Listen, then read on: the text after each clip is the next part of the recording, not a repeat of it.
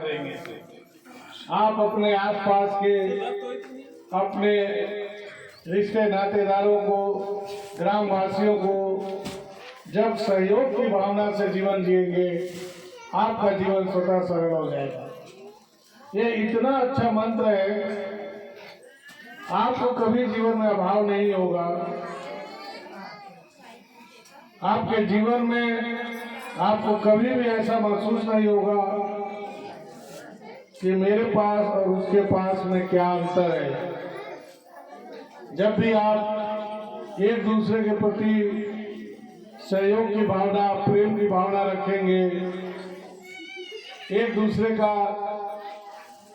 मैत्री कारक बन के रहेंगे, तो आप व्यापक हो जाएंगे। इस गांव में आज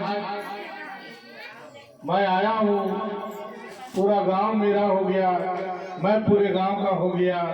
आप बताओ तो आप सबके पास जो संसाधन है वह सब मेरा हो गया, और मेरे पास जो शक्तियां हैं वह आपकी हो गई। इस प्रकार जब हम एक दूसरे से मैत्री का संबंध स्थापित कर लेते हैं तो हम लोगों का जीवन बहुत सरल हो जाता है और हम व्यापक हो जाते हैं। हमें जीवन में अभाव नहीं खटकता। लेकिन जब तक हम एक दूसरे को नीचा दिखाने की विधि से चलेंगे, एक दूसरे की टांग खींचेंगे, एक दूसरे से ईर्ष्या करेंगे, एक दूसरे से घृणा करेंगे, तो उसको परिणाम स्वरूप उसका स्वयं का जीवन ही बहुत कष्टकर और कठिन हो जाता है। छोटी छोटी सहायता के लिए उस व्यक्ति का कोई खड़ा नहीं होता। फिर देवी देवता और ईश्वर, संत महात्मा कौन खड़ा होगा? आज मैं पुनः आप सबको निवेदन करता हूँ कि गांव में आपस में मैत्री का भाव स्थापित करें, एक दूसरे के सहयोगी बने और एकता कायम करें। ये बड़ा कठिन समय चल रहा है, यह कलयुग है। इसमें एकता और संगठन में ही शक्ति रहेगी। अगर आप संगठित होंगे तो सभी तरह से आप समर्थवान होंगे, लेकिन अगर आप विघटन के रास्ते को अपनाएंगे तो जीवन अभाव में और कष्ट में ही कटेगा। इसलिए मैं आप सबसे निवेदन करने आया हूँ कि आप सब अगर ईश्वर को मानते हैं तो ईश्वर की भी मानिए। ईश्वर संगठन की शक्ति है, ईश्वर एकल शक्ति नहीं है।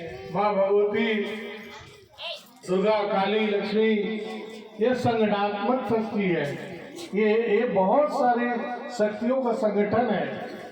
इसी प्रकार हमारे ग्राम के वासी छोटी छोटी माताएं, बहनें, भाई, बंधु अलग अलग शक्ति के पुंज हैं। आप सब जब संगठन बनाएंगे तो अनेकों शक्तियों का संगठन बनेगा और वह सर्वमान्य, सब जगह, सभी कार्यों में सफलता प्राप्त करने योग्य बनेगा। आप सबको इसी आशा से मैं आपके गांव तक आया।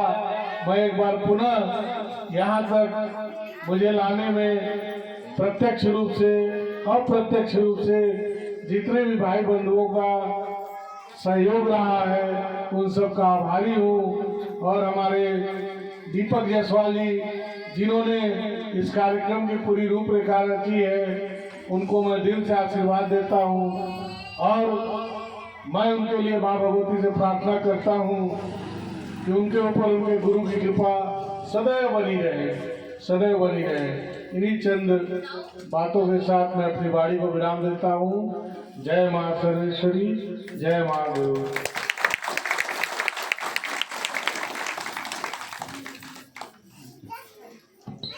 हाँ, जय भारत माता की जय। छत्तीसगढ़ माता